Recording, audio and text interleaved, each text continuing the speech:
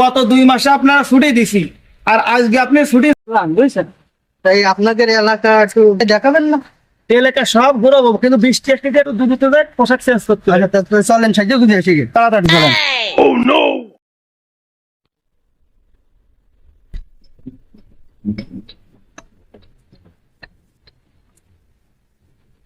গেছে ঘের বেসে গেছে।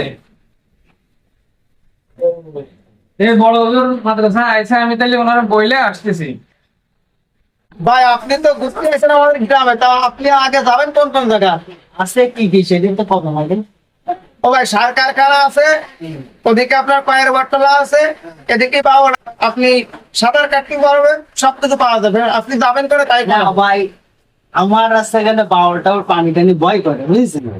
আমি আসছে ওই নৌকা চালাতে পারি না, আবার স্পিড বোটও চালাতে পারি না, এমন কি আমি বলে একটা সাঁতারও জানি না। এই জন্যই তো পানি চলে বাদ দিয়ে ডাঙ্গায় কি কি আছে আমার একটা বিষয় ডাঙ্গা গুলো দেখা।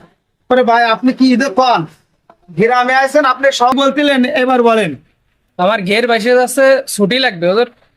ছুটি লাগবে আসছেন, আমার এক বন্ধু আইছে জরুরি, আমার এক কাজে যেতে হবে, ছুটি দেওয়ার কোনো লাইন নেই। আপনি তো প্রতিষ্ঠানে কোনো কানুন মানেন না, আর তাছাড়া এভাবে বারবার ছুটি চাইলে আমরা প্রতিষ্ঠানে আপনাকে রাখতে পারবো না। ওরা যেন আপনি চলে যান।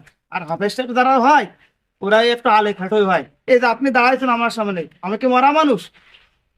মরা মানুষের সামনে হাতটা বাঁধছে, আপনাদের একটু বুদ্ধি কম। যান তো, ছুটি হবে না। যান, আমার বন্ধুকে নিয়ে আমার এখনই যাওয়া লাগবে ইমার্জেন্সি কাজে।